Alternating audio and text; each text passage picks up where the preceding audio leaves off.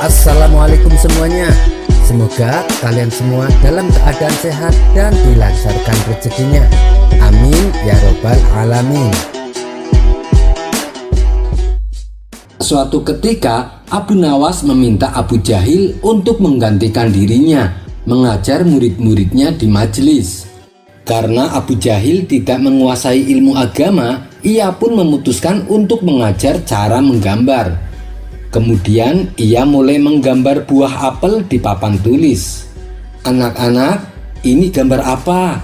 tanya Abu Jahil. Serentak anak-anak menjawab, "Pantat." Sontak Abu Jahil menjadi emosi. "Kalian masih kecil tapi tidak punya sopan santun. Berani-beraninya berkata jorok di hadapan orang tua," kata Abu Jahil memarahi.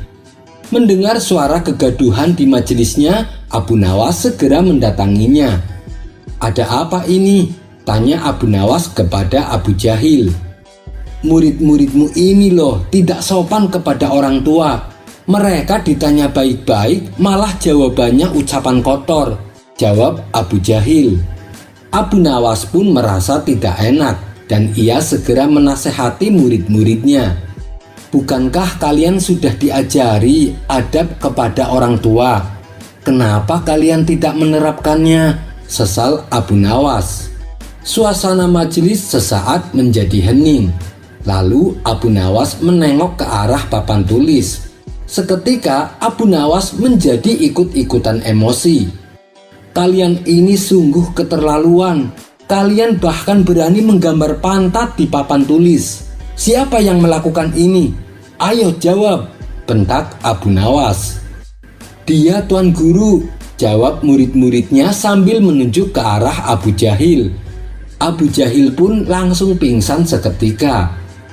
Kisah selanjutnya. Ada kisah menarik tentang seorang waliullah yang bernama Ibrahim bin Adham. Kala itu Ibrahim bin Adham sedang melakukan sebuah perjalanan. Di tengah jalan ia berpapasan dengan rombongan prajurit kerajaan. Mereka tampak gagah mengendarai hewan kudanya. Kemudian salah satu dari mereka yang merupakan komandan prajurit bertanya kepada Ibrahim bin Adham, "Hei, siapa kamu?"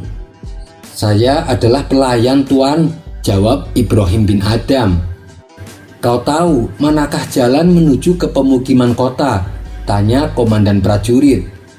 Ibrahim tidak berkata apa-apa. Tangannya hanya menunjuk ke sebuah kuburan yang ada di dekatnya. Hal ini membuat komandan prajurit naik pitam. "Kau mengolok-olokku ya?" bentak sang komandan. Ia lalu menghajar kepala Ibrahim hingga darahnya menyembur keluar. Selanjutnya dia mengikat tali ke leher Ibrahim dan menyeretnya seperti seekor hewan.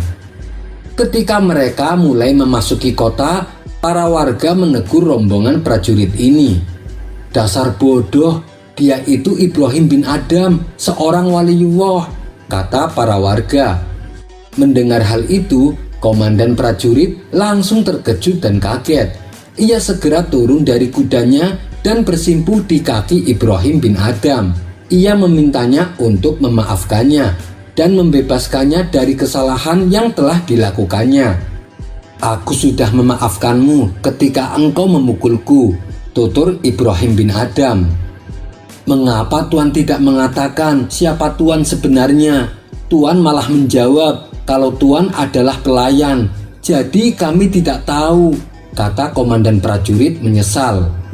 "Ketahuilah, semua orang adalah pelayan dan saya adalah pelayan Allah," ujar Ibrahim bin Adham. "Tapi mengapa Tuan menunjuk ke kuburan ketika aku menanyakan pemukiman kota?" tanya komandan prajurit. "Karena setiap hari kuburan semakin ramai dan kota semakin sepi." Kisah ini terdapat dalam kitab Tadhkirah Al-Auliya karya Syekh Farid Al-Din Attar. Wallahu a'lam bishawab. Kisah selanjutnya. Dikisahkan saat Abu Nawas sedang berzikir di masjid, tiba-tiba datang seorang musafir dengan wajah ketakutan dan pucat pasi. Terlihat jelas bahwa sang musafir baru saja mengalami nasib sial. Abu Nawas pun lalu bertanya, "Apa yang terjadi denganmu?" Si musafir menjawab, "Aku telah dirampok, semua uangku diambil." Abu Nawas membalas, "Jangan khawatir, Allah pasti akan memberi gantinya." Namun si musafir tak menanggapinya sama sekali. Ia hanya duduk terdiam sambil meratapi nasibnya. "Kenapa kau masih saja risau? Allah pasti akan memberi gantinya," kata Abu Nawas meyakinkan. "Bagaimana aku bisa mempercayaimu, sedangkan aku tidak melihat hal itu bisa terjadi? Aku hanya ingin secepatnya pulang, tapi aku tidak punya ongkos," ujar si musafir dengan mata berkaca-kaca. "Berapa hartamu yang dirampok?" tanya Abu Nawas. "20 keping perak," jawab si musafir. "Baiklah, kau duduklah di sudut ruangan masjid. Aku akan membantumu," balas Abu Nawas. Sang musafir pun menuruti perkataannya. Kemudian Abu Nawas mulai meratap dan menangis mengadu kepada Allah untuk mengembalikan 20 keping perak milik sang musafir.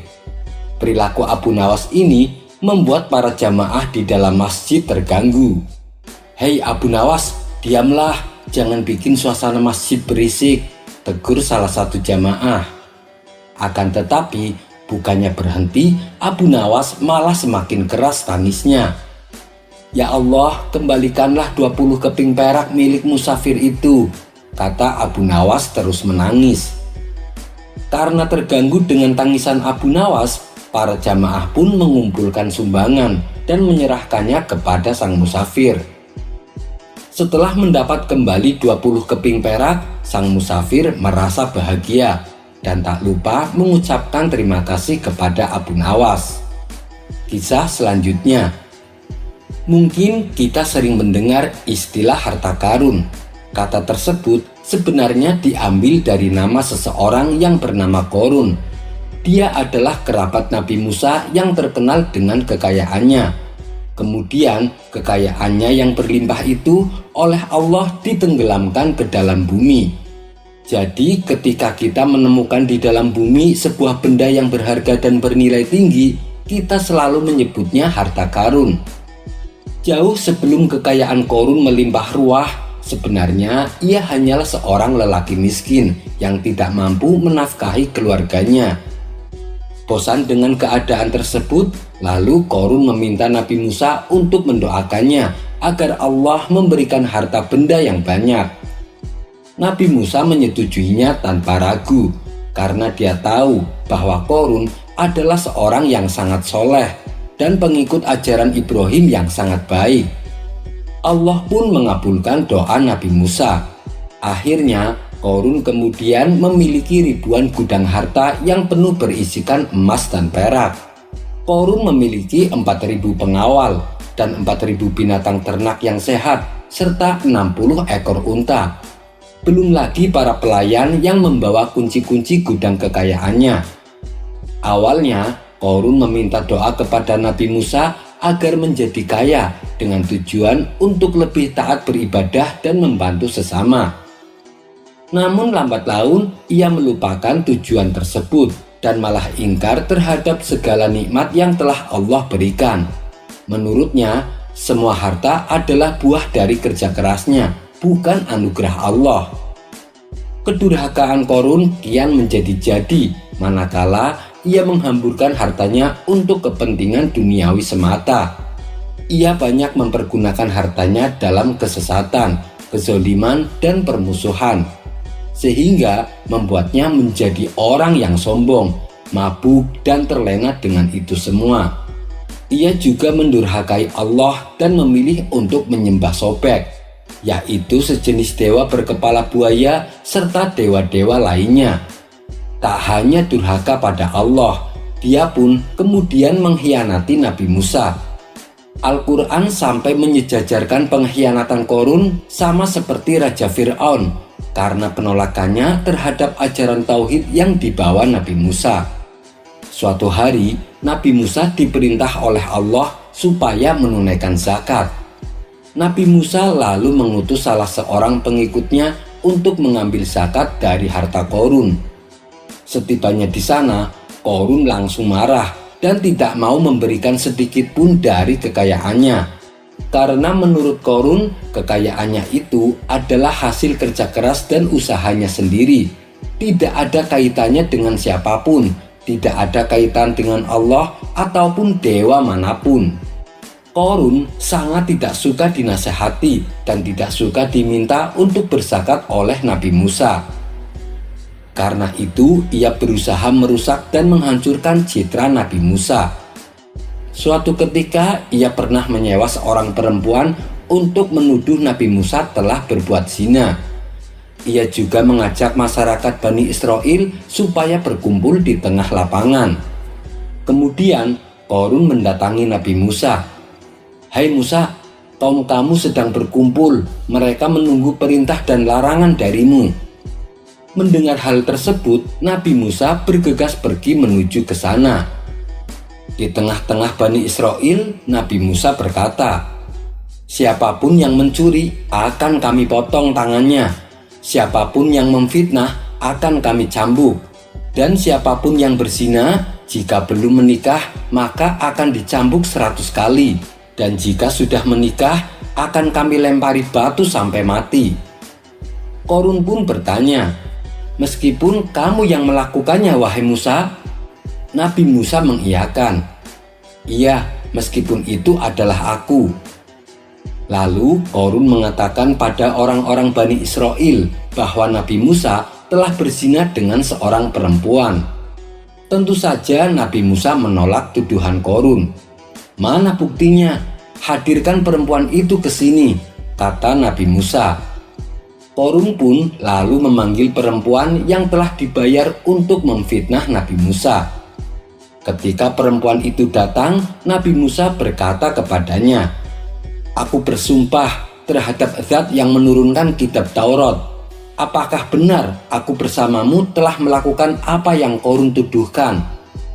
Dengan kuasa Allah, si perempuan mendadak tak bisa berbohong di hadapan Nabi Musa. "Tidak benar, wahai Musa, mereka telah berbohong. Mereka menjadikanku sebagai alat untuk menuduhmu berzina." Mendengar jawaban tersebut, Nabi Musa segera bersujud kepada Allah sebagai bentuk rasa syukurnya. Kedurhakaan Qorun mencapai puncaknya ketika ia merasa lebih baik dan lebih terhormat dari seluruh manusia, termasuk Nabi Musa. Ia mengatakan bahwa dirinya tidak membutuhkan nasihat kebenaran dari siapapun. Bahkan ia tidak merasa butuh dengan apapun, termasuk ampunan dan ancaman Allah. Baginya, seluruh harta miliknya sudah cukup untuk melakukan segala hal. Karena sudah tak mempan dinasehati, Nabi Musa lalu berdoa kepada Allah untuk membinasakan Qorun. Allah pun berfirman, "Wahai Musa, perintahkan bumi dan seisinya, maka dia akan patuh kepadamu." Nabi Musa pun berseru, "Wahai bumi, binasakanlah mereka semua." Seketika Qorun dan para pelayannya langsung mendapat azab. Mereka tewas terkubur ke dalam tanah. Pasca tewasnya Qorun dan para pelayannya, muncul desas-desus berhembus bahwa Nabi Musa melakukan itu supaya bisa menguasai semua kekayaan Qorun. Tak ingin menjadi fitnah, Nabi Musa kembali perintahkan bumi untuk menenggelamkan seluruh harta kekayaan Qorun. Wallahu a'lam bishawab. Kisah selanjutnya. Di pagi yang cerah, Abu Nawas memulai aktivitasnya dengan jalan-jalan keliling kampung. Di tengah perjalanan, Abu Nawas mendapati rumah salah satu warga yang mempunyai seekor keledai. Keledai tersebut sedang disiksa oleh majikannya. Meskipun si keledai berteriak kesakitan, namun sang majikan masih saja memukulinya. Sungguh keledai yang malang, ia memiliki majikan yang jahat, pikir Abu Nawas. "Hei kawan, hentikan perbuatanmu," seru Abu Nawas. "Ini urusanku dengan keledaiku, kamu jangan ikut campur. Kalau kau ingin menolongnya, "Beli saja keledai ini, aku akan menjualnya dengan harga murah," jawab orang tersebut. "Baiklah, aku akan beli keledaimu," balas Abu Nawas. Setelah transaksi selesai, Abu Nawas lalu membawanya pulang ke rumah. Ternyata keledai yang dibeli Abu Nawas bukanlah keledai seperti pada umumnya. Keledai tersebut sering menggigit Abu Nawas. Terkadang ia juga sering menendangnya. Dan ketika malam tiba, si keledai sering meringkik keras tanpa sebab yang membuat tidur Abu Nawas terganggu. Akan tetapi, Abu Nawas masih tetap bersabar menghadapinya. Suatu ketika, Abu Nawas menaiki keledainya untuk suatu perjalanan. Namun di tengah jalan, si keledai berhenti dan tidak mau bergerak. Tentu saja Abu Nawas menjadi jengkel. Ia pun memukul keledainya berkali-kali. Orang-orang yang kebetulan melintas melihat perbuatan Abu Nawas tersebut. "Sungguh keledai yang malang, dia mendapat penindasan dari Abu Nawas," ucap salah satu dari mereka. Yang lain menimpali, "Setiap malam saya juga mendengar suara ringkikan keras keledainya. Dia dengan tega memukul keledai itu pada waktu si keledai beristirahat." Kabar tentang perilaku Abu Nawas terhadap keledainya dengan cepat tersebar di masyarakat. Hingga pada suatu ketika, saat Abu Nawas bersama keledainya di pasar, dia mendengar orang-orang berkata kepadanya, "Itu dia keledai yang malang dan bernasib sial." Dalam hati, Abu Nawas berkata, "Aku mesti memperlihatkan kepada mereka siapa yang bernasib sial, aku atau keledaiku." Abu Nawas lalu turun dari punggung keledai dan mulai berteriak kepada orang-orang, "Ayo, siapa yang mau membeli keledai ini? Silahkan datang kemari." Orang-orang pun mulai berkerumun. Kemudian salah seorang berkata, "Akhirnya Abu Nawas mengakui bahwa ternyata keledai itu jinak dan baik. Seandainya aku memiliki uang, aku akan membelinya." Lelaki lain berkata, "Berapa kau akan menjualnya?" Abu Nawas menjawab, "Dengan harga murah. Ayo, siapa yang akan membelinya?" Salah seorang maju ke depan dan dia menyulurkan tangannya ke arah mulut keledai agar bisa mengetahui umurnya. Tiba-tiba, lelaki itu berteriak kesakitan sebab keledai itu menggigitnya. Dalam kondisi tangannya yang masih berdarah, dia memegang Abu Nawas dan berkata, "Hei Abu Nawas, aku tidak akan melepaskanmu sampai kita menghadap Tuan Hakim." Ketika sudah sampai di hadapan hakim, lelaki itu berkata, "Tuan Hakim, keledai Abu Nawas telah menggigitku sampai berdarah dan saya minta ganti rugi."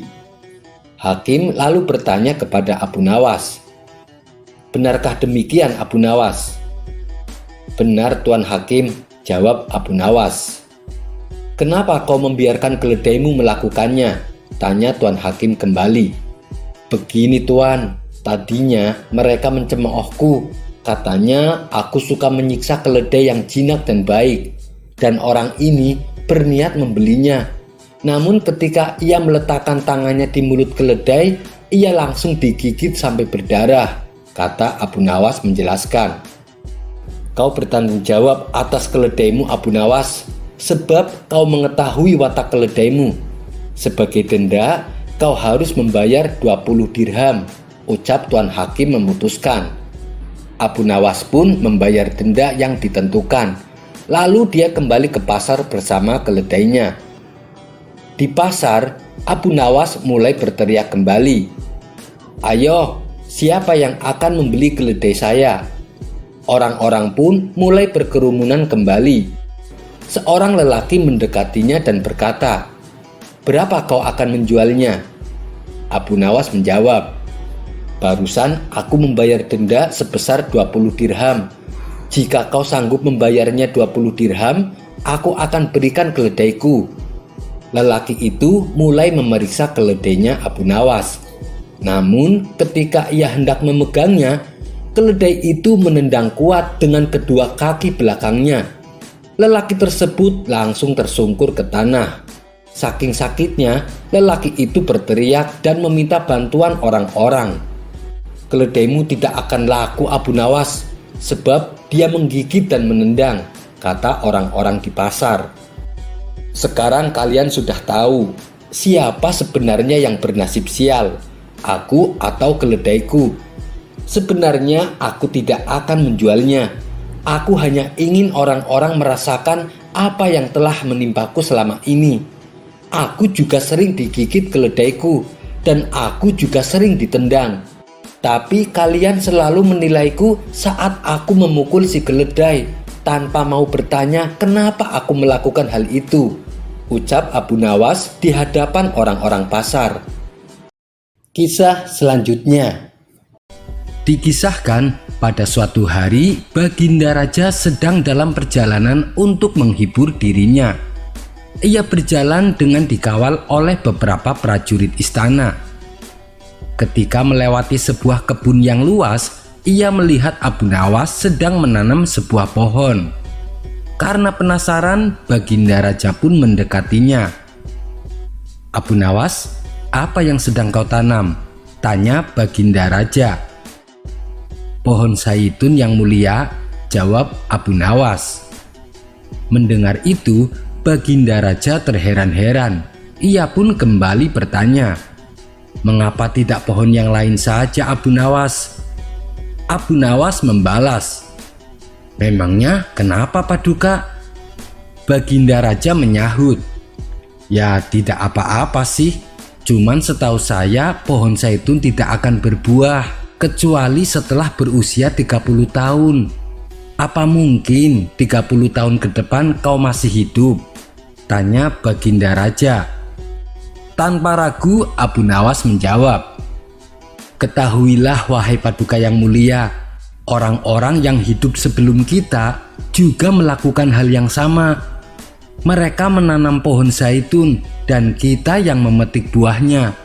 Karena itu sudah sepantasnya kita menanam pohon zaitun untuk orang-orang yang hidup setelah kita agar mereka bisa memetik buahnya." Jawaban tersebut membuat Baginda Raja tertegun. Ia sangat memuji dan kagum atas perbuatan Abu Nawas. Karena tindakannya ini, Abu Nawas diberi hadiah sebesar 1000 dinar. Tentu saja Abu Nawas senang sekali menerimanya. Ia pun kembali berkata kepada Baginda Raja, "Wahai Paduka yang mulia, sebagaimana yang engkau katakan, bahwa pohon zaitun tidak akan berbuah kecuali setelah 30 tahun. Akan tetapi engkau bisa melihat sendiri bahwa pohon yang aku tanam ini langsung berbuah tepat setelah ia ditanam." Sekali lagi ucapan Abu Nawas membuat Baginda Raja tertegun. Dan untuk kedua kalinya Abu Nawas diberi hadiah 1000 dinar. Abu Nawas pun kembali mengeluarkan kata-kata bijaknya, "Wahai Paduka yang mulia, pohon zaitun manapun tidak akan pernah berbuah kecuali hanya sekali dalam setahun. Akan tetapi pohonku ini telah berbuah 2 kali hanya dalam beberapa saat." Maka semakin kagumlah Baginda Raja dengan apa yang dilakukan Abu Nawas. Ia kembali memberi hadiah 1000 dinar kepadanya.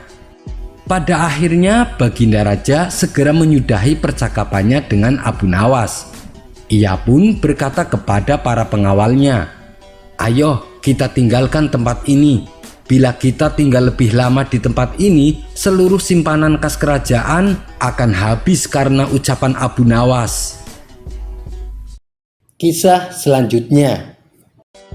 Dikisahkan sebelumnya pernah ada hakim yang selalu minta suap. Namun oleh Abu Nawas, hakim tersebut dibuatnya jera atas kelakuannya. Ia dikerjai oleh Abu Nawas dengan segentong keju yang ternyata di bawahnya terdapat kotoran hewan. Dan kali ini muncul hakim baru yang juga selalu minta disuap. Semua kepentingan yang berurusan dengan perizinan harus menyuap tuan hakim agar urusannya cepat selesai. Tentu saja banyak warga yang mengeluh dengan perbuatan tuan hakim. Mereka lalu sepakat untuk mengadukannya kepada Abu Nawas. Mereka ingin agar perbuatan Tuan Hakim diberi pelajaran. Esok harinya mereka mendatangi rumah Abu Nawas. "Wahai Abu Nawas, Tuan Hakim benar-benar keterlaluan. Masa setiap kali kami mengurus perizinan, kami diminta bayaran. Kalau kami menolak, dia tidak mau menandatangani," tutur mereka. "Kurang ajar, belum kapok juga rupanya dia," kata Abu Nawas geram. "Dia bukan hakim yang dulu, Abu Nawas. Sekarang hakimnya sudah diganti orang baru," balas mereka. "Oh, baiklah, nanti akan kubalas perbuatannya," tukas Abu Nawas. Maka pergilah Abu Nawas ke rumah Tuan Hakim dengan membawa 1 kilo gandum. Dia ingin mengecek kebenaran tentang aduan warganya. Sesampainya di rumah Tuan Hakim, Abu Nawas disambutnya dengan ramah. "Hei Abu Nawas, silahkan masuk. Ada perlu apa datang kemari?" sapa Tuan Hakim. "Begini Tuan Hakim, saya mau minta perizinan menjual hasil panen gandum saya," ucap Abu Nawas. "Kenapa harus minta izin? Jual beli gandum kan tidak perlu pakai surat," tanya Tuan Hakim heran. "Iya Tuan Hakim, tapi biar lebih nyaman," jawab Abu Nawas. "Benar juga katamu Abu Nawas, memang seharusnya begitu. Lalu apa yang kamu bawa itu?" tanya Tuan Hakim kembali. "Oh, ini sekantong gandum, oleh-oleh buat Tuan Hakim," balas Abu Nawas. Setelah surat perizinan dibuat, Abu Nawas lalu pamit pulang. "Mulai besok akan saya berlakukan perizinan penjualan hasil panen gandum. Dengan begitu aku bisa mendapatkan banyak keuntungan," pikir Tuan Hakim penuh gembira. Sementara Abu Nawas di rumah terus memikirkan bagaimana caranya membuat kapok hakim baru tersebut. Saat ia sedang termenung, tiba-tiba pintu rumahnya diketok. Ternyata yang datang adalah beberapa prajurit kerajaan. "Tuan Abu Nawas, Anda diperintah menghadap Baginda Raja sekarang juga," kata salah satu prajurit. Tak menunggu lama, Abu Nawas bergegas pergi menuju ke istana. Singkat cerita, Abu Nawas menghadap Baginda Raja. "Ada gerangan apa Paduka memanggil hamba?" tanya Abu Nawas. "Saya ada tugas untukmu Abu Nawas. Saya akan membeli lahan yang luas di daerahmu. Dan saya ingin kamu yang mengurusi segalanya, termasuk surat perizinan," titah Baginda Raja. "Hamba siap Paduka yang mulia. Karena ini adalah tugas penting, saya minta beberapa prajurit untuk berjaga di rumah saya," jawab Abu Nawas. "Memangnya ada apa Abu Nawas? Kenapa harus ada prajurit yang berjaga di rumah kamu?" tanya Baginda Raja heran. "Karena ada kejutan yang akan hamba persembahkan kepada Paduka," jawab Abu Nawas. "Baiklah, terserah kamu saja Abu Nawas," balas Baginda Raja. Abu Nawas kemudian langsung pamit pulang. Di sepanjang perjalanan, Abu Nawas terlihat sangat senang. "Akhirnya aku mendapatkan ide cemerlang untuk membuat kapok Tuan Hakim." Esok harinya, dengan membawa sekantong tanah, Abu Nawas menemui Tuan Hakim di rumahnya. "Tuan Hakim, saya ada perlu. Saya mau mengurus surat perjanjian jual beli tanah," kata Abu Nawas membuka percakapan. "Oh, silahkan," jawab Tuan Hakim sambil melirik kantong yang dibawa Abu Nawas. "Kamu mau beli tanah di mana?" tanya Tuan Hakim. Abu Nawas lalu menyebutkan tempat dan luas tanah yang akan dibelinya. "Wah, itu kan lahan luas sekali Abu Nawas," kata Tuan Hakim merasa kagum.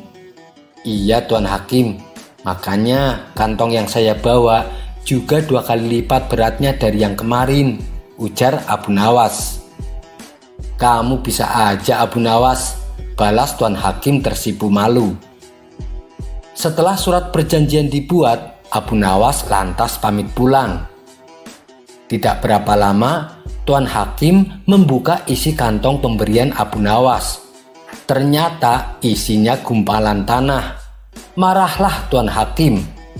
Kurang ajar Abu Nawas, ia telah mengerjai aku. Tuan Hakim lalu bergegas menuju rumah Abu Nawas. Ia tidak menyadari bahwa di rumah Abu Nawas ada beberapa orang prajurit istana yang sedang berjaga. "Hei Abu Nawas, keluar kamu!" teriak Tuan Hakim dari luar.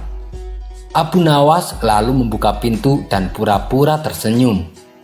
"Ada apa Tuan Hakim? Apakah sogokannya kurang?" tanya Abu Nawas. "Masa kamu ngasih aku sekantong tanah? Yang benar saja kamu," bentak Tuan Hakim.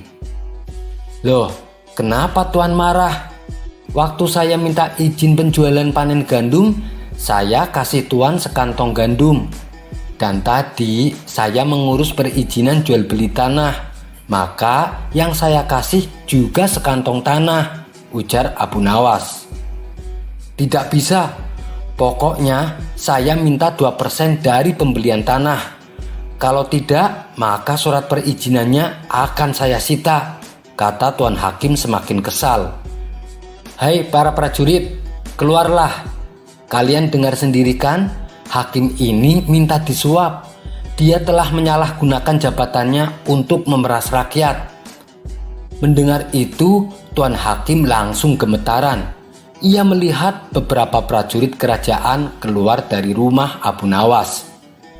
Bersamaan dengan itu, datanglah Baginda Raja dan rombongannya. "Hei Abu Nawas, dari kemarin aku dibuatnya penasaran. Kejutan apa yang ingin kau berikan kepada saya?" "Mana kejutannya Abu Nawas?" tanya Baginda Raja. "Itu dia kejutannya," jawab Abu Nawas sambil menunjuk Tuan Hakim. "Memangnya kenapa dengan dia?" tanya Baginda Raja bertambah heran. "Selama ini dia menggunakan jabatannya untuk memeras warga. Dia kesini juga untuk meminta bayaran perizinan pembelian tanah.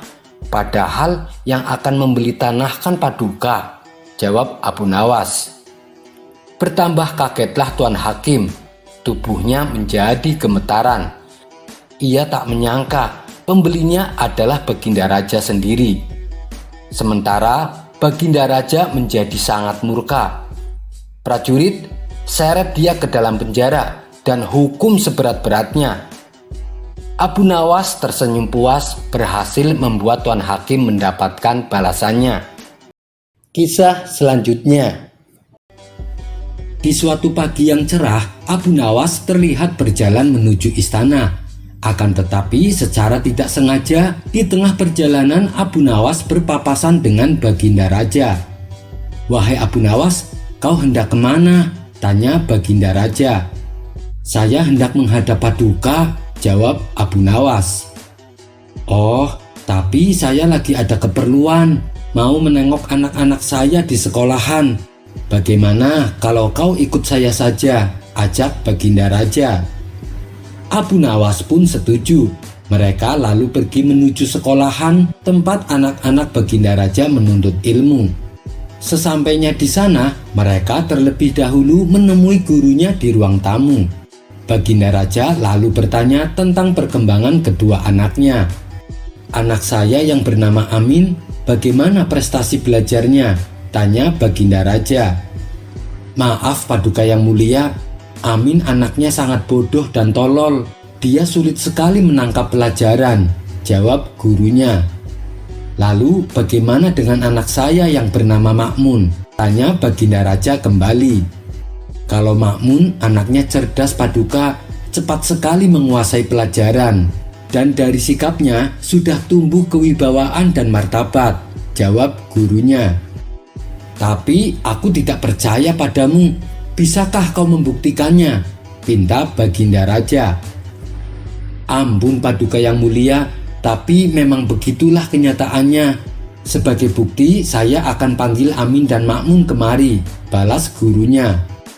Kemudian sang guru menaruh sebuah bata di atas tempat duduknya Amin. Sedangkan di atas tempat duduknya Makmun, sang guru meletakkan selembar kertas.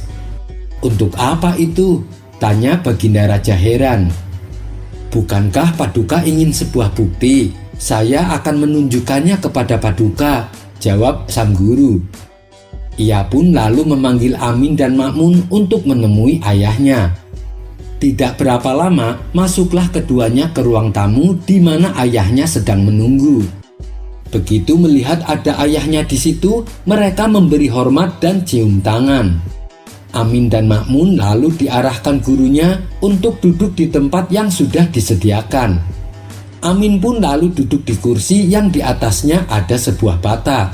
Sedangkan Makmun duduk di kursi yang di atasnya ada selembar kertas. Tiba-tiba Makmun menjadi cemas. Ia sekilas melihat ke arah langit-langit dan melihat ke arah kanan dan kiri. "Wahai Makmun, kenapa kau terlihat gelisah?" tanya sang guru. "Saya merasakan lantainya bertambah tinggi seukuran lembar kertas, atau langit-langitnya yang menjadi semakin rendah seukuran kertas," jawab Makmun. Kemudian sang guru menoleh ke arah Amin dan bertanya kepadanya, "Wahai Amin, apakah kau merasakan hal yang sama?" tanya sang guru. "Saya tidak merasakan apapun," jawab Amin. Sang guru pun tertawa dan menyuruh keduanya untuk balik ke kelasnya. Setelah Amin dan Makmun sudah meninggalkan ruangan, sang guru berkata kepada Baginda Raja, "Paduka sudah melihat buktinya bukan?" "Saya berkata apa adanya," tutur sang guru. "Wahai Abu Nawas, kenapa bisa demikian? Kenapa Amin bisa begitu sangat bodohnya, sampai bata yang ia duduki saja tidak ia rasakan? Berbeda sekali dengan Makmun, ia sangat pintar dan cerdas," tanya Baginda Raja. "Begini Paduka yang mulia, Amin dan Makmun meskipun sama-sama putra Paduka, tapi kan dari ibu yang berbeda. Ada dua alasan mengapa anak-anak berotak cemerlang dan cerdas. Alasan pertama adalah ketika suami istri bersetubuh dengan dasar rasa cinta, maka anak-anak mereka akan menjadi pandai.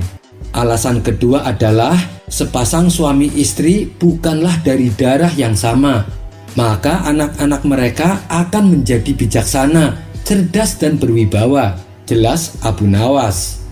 "Yang kau maksud dengan darah yang sama itu bagaimana?" tanya Baginda Raja tak mengerti. "Maksudnya masih dalam satu kerabat atau satu keturunan," jawab Abu Nawas. "Ini seperti terjadi pada pepohonan dan binatang. Jika pohon dicangkok dengan buah lainnya, maka akan menghasilkan buah yang bagus dan lezat. Demikian juga dengan binatang. Misalnya, seekor kuda dan keledai dikawinkan, maka akan menghasilkan hewan yang bernama Bagal. Bagal adalah hewan yang kuat, cerdik dan pandai. Oleh karena itulah, kekurang cerdasan Amin disebabkan Paduka Raja dan Permaisuri Zubaidah dari darah yang sama dan satu garis keturunan. Sementara Makmun cerdas dan pandai karena ibunya berbeda darah dengan Paduka. Ibunya tidak satu garis keturunan dengan Paduka, bahkan sangat berbeda jauh," sambung Abu Nawas menjelaskan. Baginda Raja pun tertawa mendengar jawaban Abu Nawas. "Dasar kau orang gila Abu Nawas," balas Baginda Raja sambil terus tertawa. Akan tetapi, sang guru yang juga ikut mendengar penjelasan tersebut sangat mempercayai perkataan Abu Nawas. Kisah selanjutnya. Kabar tentang kecerdikan Abu Nawas dalam menyelesaikan masalah kian santer. Nama Abu Nawas pun mulai dikenal hampir seluruh penduduk Baghdad. Meskipun cara menyelesaikannya sangat unik dan tak lazim, tapi selalu memberikan keputusan yang adil. Tidak ada pihak yang dirugikan. Dan cara inilah yang membuatnya semakin dikenal dan dicintai oleh banyak orang. Dimanapun tempat, Abu Nawas selalu jadi perbincangan. termasuk para menteri istana yang tak henti-hentinya saling memuji kecerdasan Abu Nawas. Kala itu sang raja belum mengenal Abu Nawas, namun nama Abu Nawas selalu saja ia dengar dari para menterinya ketika mereka sedang duduk berbincang-bincang. Rasa penasaran pun hinggap di benak Baginda. Memangnya secerdik apa sih Abu Nawas? Batin Baginda dalam hati. Ia pun kemudian bertanya kepada para menterinya, adakah di antara kalian yang paham dengan Abu Nawas? Mendengar pertanyaan Baginda Raja, hampir seluruh menterinya berdiri. Itu menunjukkan bahwa mereka paham dengan Abu Nawas. Saya penasaran dengan Abu Nawas. Adakah yang tahu di mana rumahnya? Tanya Baginda Raja. Saya tahu Baginda, jawab salah satu menterinya. Baiklah, sekarang juga antarkan aku ke sana. Suruh pengawal dan prajurit untuk menyiapkan kudanya. Setelah semuanya siap, rombongan kerajaan langsung berangkat menuju rumah Abu Nawas. Mereka mulai memasuki kota di mana rumah Abu Nawas berada. Hadirnya rombongan kerajaan ke kota membuat suasana heboh. Para penduduk berduyun-duyun mendekati rombongan hanya sekedar untuk melihat sosok Baginda Raja Harun al-Rasyid. Sementara Abu Nawas yang sedang asik duduk di rumah diberitahu oleh tetangganya kalau raja dan rombongan istana akan mendatangi rumahnya, dan sekarang mereka sudah memasuki gerbang kota. Ada maksud apa Paduka Yang Mulia ingin menemuiku? Tanya Abu Nawas dalam hati. Ia pun segera keluar rumah melihat arak-arakan rombongan istana. Dengan melilitkan handuk di kepala layaknya sorban, Abu Nawas berdiri di pinggir jalan bersama orang-orang. Wajarnya kalau sorban bahannya pakai kain, tapi Abu Nawas malah memakai handuk untuk dijadikan sorban. Yah, namanya saja Abu Nawas. Kalau tidak gokil, bukan Abu Nawas namanya. Namun justru penampilannya yang nyeleneh inilah yang menyita perhatian sang raja. Saat rombongan kerajaan melintas di depan Abu Nawas, sang raja sempat ketawa. Ia pun tertarik dengan penampilannya dan memerintahkan prajuritnya untuk membawa Abu Nawas ke hadapannya. Siapa kamu? Tanya sang raja. Beberapa menteri di sampingnya membisikkan kepada Baginda kalau orang itulah yang bernama Abu Nawas. Namun jawaban yang diberikan Abu Nawas bikin Baginda melongo. Saya ini Dewa Bumi Paduka Yang Mulia. Baginda Raja tak kalah cerdik dengan jawaban Abu Nawas. Nah, lantaran kamu adalah Dewa Bumi, tentunya kamu bisa membesarkan mata prajuritku yang sipit ini. Kalau kamu tidak bisa, kamu akan dihukum pancung. Rupanya Abu Nawas lebih cerdik lagi. Berarti Baginda ini tidak memahami apa yang saya maksud. Aku ini Dewa Bumi dan bukan Dewa Langit. Kalau memang Baginda menginginkan agar mata prajurit yang sipit itu jadi besar, seharusnya Baginda meminta pertolongan kepada Dewa Langit. Karena dialah yang mengurus segala masalah dari pusar ke atas.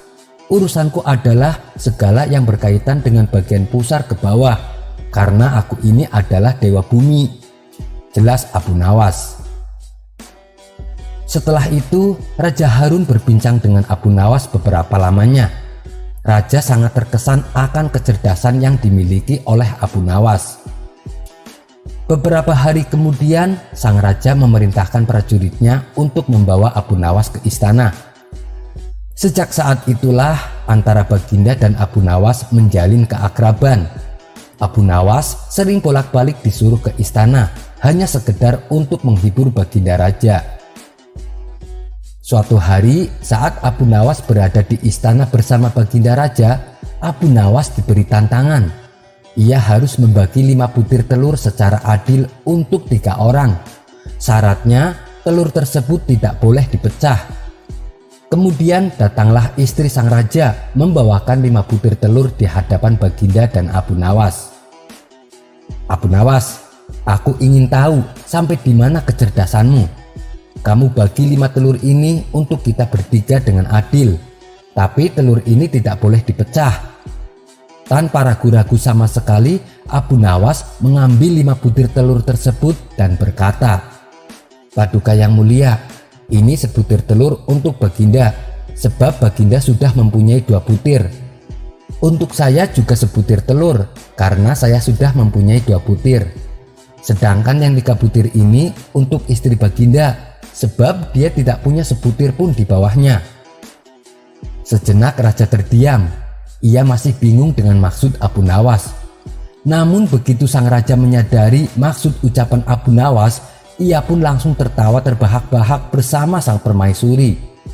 "Kamu memang cerdas, Abu Nawas. Ini ada hadiah untukmu karena telah berhasil membuat kami terhibur." Kisah selanjutnya. Hampir seluruh penduduk Baghdad mengetahui siapa itu Abu Nawas, seorang sufi jenaka yang penuh dengan nasihat-nasihat konyol. Akan tetapi, di balik nasihat konyolnya itu ternyata mengandung kebenaran. Hal inilah yang membuat raja negeri seberang terkagum-kagum dengan sosok Abu Nawas.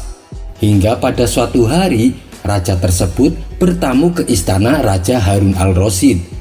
Ia menyatakan keinginannya supaya dipertemukan dengan Abu Nawas. "Ada perlu apa dengan Abu Nawas?" tanya Raja Harun al-Rasyid. "Saya ingin tahu apakah Abu Nawas benar-benar sebijak yang diceritakan orang-orang," jawab tamunya yang juga seorang raja. Mendengar keinginan tamunya itu, Raja Harun al-Rasyid pun segera perintahkan beberapa pengawal untuk mengundang Abu Nawas datang ke istana. Singkat cerita, datanglah Abu Nawas dan menghadap Baginda Raja. "Wahai Abu Nawas, tamu saya ini seorang raja dari negeri seberang. Katanya beliau ingin bertemu denganmu," kata Baginda Raja. "Siap, Paduka yang mulia. Kiranya ada kepentingan apa, wahai Paduka?" tanya Abu Nawas. Kemudian raja negeri seberang itu berkata, "Wahai Abu Nawas, aku ingin menguji kecerdasanmu. Berikan padaku nasihat yang terbaik dalam 3 kata saja," pinta raja tersebut. Abu Nawas merenung sejenak. Ia pun kemudian menjawab, "Nasihat 3 kata saya adalah jangan mendengarkan nasihat." Raja itu pun terkejut dan bertanya, "Apa maksudmu, Abu Nawas? Coba jelaskan padaku." Lalu Abu Nawas menjelaskan, "Wahai raja, ketika Anda menerima nasihat, Anda harus memutuskan suatu masalah dengan baik dan bijak. Tapi jika Anda tidak mendengarkan nasihat sama sekali, Anda tidak perlu khawatir apakah harus memutuskannya dengan baik atau tidak. Oleh karena itu, nasihat terbaik adalah jangan mendengarkannya," terang Abu Nawas. Raja tersebut pun tersenyum dan mengakui kecerdasan Abu Nawas. Ia melihat bahwa Abu Nawas tidak hanya cerdik, tetapi juga memiliki pemahaman mendalam tentang kebijaksanaan. Cerita ini menggambarkan kecerdikan Abu Nawas dalam memberikan jawaban yang sederhana, namun dalam pada pertanyaan yang sulit. Ia menunjukkan bahwa terkadang ketidakpahaman adalah solusi terbaik dalam menghadapi masalah yang sulit. Kisah selanjutnya. Dikisahkan, Hamid mempunyai istri yang cantik. Mereka tinggal di sebuah rumah sederhana yang jauh dari pemukiman penduduk. Hamid ini sangat mencintai sang istri. Ia rela bekerja keras demi untuk membahagiakannya. Apalagi selama ini yang Hamid ketahui, sang istri sangat menutup diri dari pandangan laki-laki lain. Ia senantiasa mengurung diri di rumah dan menolak bertemu siapapun kecuali suaminya sendiri. Hal inilah yang membuat Hamid semakin cinta dan sayang kepada istrinya. Suatu hari, saat Hamid baru pulang kerja, ia mendapati sang istri tengah menangis sesenggukan. Spontan Hamid segera menghampiri istrinya dengan penuh rasa khawatir. "Apa yang terjadi, wahai istriku? Kenapa engkau menangis?" tanya Hamid penuh kasih sayang. "Saya malu, wahai suamiku, dan saya sangat bersalah kepadamu," jawab sang istri. Hamid pun bertambah bingung mendengarnya. "Memangnya kenapa? Apa yang membuatmu merasa malu dan bersalah?" tanya Hamid kembali. "Saya malu pada burung-burung di atas pohon itu. Setiap pagi saat engkau pergi bekerja, mereka selalu mengintipku lewat jendela. Saya malu sekali, wahai suamiku," kata sang istri. "Maksudmu burung-burung di pohon yang ada di depan rumah kita?" tanya Hamid memastikan. "Betul, wahai suamiku, dan itu sangat membuatku bersalah kepadamu," jawab sang istri. "Jangan sedih, wahai istriku, itu kan hanya burung, tak perlu kau risaukan," ucap Hamid menghiburnya. "Wahai suamiku, apa kau tak cemburu? Sedangkan selama ini aku sangat menjaga perasaanmu. Aku tak mengizinkan siapapun bisa melihatku, kecuali dirimu, wahai suamiku," ujar sang istri sambil menangis terisak. Mendengar pengakuan tersebut, Hamid bertambah kagum dibuatnya. Kepada burung saja, sang istri tidak rela bila dirinya terlihat, apalagi sampai terlihat oleh laki-laki lain. Maka pada keesokan harinya, Hamid langsung menebang pohon yang ada di depan rumah. Sang istri pun akhirnya kembali terlihat ceria, karena burung-burung tersebut tak bisa lagi mengintipnya. Di hari berikutnya, saat Hamid dalam perjalanan berangkat kerja, tiba-tiba merasakan tidak enak badan. Ia pun lalu mengurungkan niatnya dan memilih untuk balik ke rumah. Setibanya di rumah, Hamid dikejutkan oleh perilaku sang istri. Ia memergoki istrinya tengah berduaan dengan lelaki lain di dalam kamar. Betapa hancurnya hati Hamid melihat sang istri tega berkhianat. Ternyata selama ini sikap sang istri yang berlebihan hanyalah untuk menutupi perbuatan bejatnya. Hamid pun memilih untuk meninggalkan sang istri. Ia pergi berkelana dari satu kampung ke kampung lain, hingga sampailah ia di sebuah perkampungan yang belum pernah ia datangi sebelumnya. Untuk menghilangkan rasa penatnya, Hamid lalu mampir ke sebuah warung. Saat ia sedang santai menikmati secangkir teh, lewatlah seseorang berjalan menuju masjid. Dari jubah yang dikenakannya, ia terlihat seperti seorang ulama. Namun yang membuat Hamid heran, orang tersebut berjalan dengan cara berjinjit-jinjit. "Aneh sekali itu orang," gumam Hamid dalam hati. Karena penasaran, ia pun bertanya kepada pemilik warung. "Maaf tuan, orang yang barusan lewat itu siapa ya?" Si pemilik warung lalu memberitahu kalau orang yang dimaksud Hamid adalah ulama terpandang dan disegani. Dia juga seorang ketua takmir masjid. "Lalu kenapa dia jalannya berjinjit? Apakah memang sudah sejak lahir?" tanya Hamid kembali. "Oh tidak, dia berjalan seperti itu karena sangat berhati-hati. Dia sangat menjaga dirinya supaya jangan sampai terkena najis," jawab si pemilik warung. Tidak lama kemudian, datanglah beberapa orang. Mereka langsung duduk di samping Hamid dan memesan minuman. Mereka lalu membicarakan masalah serius yang sedang terjadi di kampung tersebut. "Kita harus menemukan pelakunya. Kasus ini pokoknya harus terungkap," kata salah satu dari mereka. "Benar, siapapun pelakunya harus dihukum berat karena telah berani mencuri uang masjid," sahut lainnya. Obrolan mereka terlihat semakin serius dan mulai memanas. "Maaf tuan-tuan, kalau saya tidak salah dengar, apakah uang di masjid kalian telah dicuri?" tanya Hamid menyela. "Iya benar, dan kami belum menemukan siapa pelakunya," jawab mereka. "Sepertinya saya tahu siapa pelakunya. Pelakunya adalah ketua takmir masjid kalian," kata Hamid memberitahu. "Bagaimana mungkin? Dia itu orang alim dan sangat disegani. Jangankan mencuri, terhadap najis saja dia sangat berhati-hati. Anda jangan sembarangan menuduh," balas mereka. "Bukankah kalian sudah memeriksa semua pengurus masjid, tapi kalian melewatkan ketuanya? Cobalah periksa dia dengan cara diam-diam supaya tidak ketahuan olehnya, ujar Hamid menyarankan. Beberapa hari kemudian, setelah investigasi dilakukan secara diam-diam, ternyata terbukti bahwa pelakunya adalah ketua masjid yang berpenampilan layaknya ulama.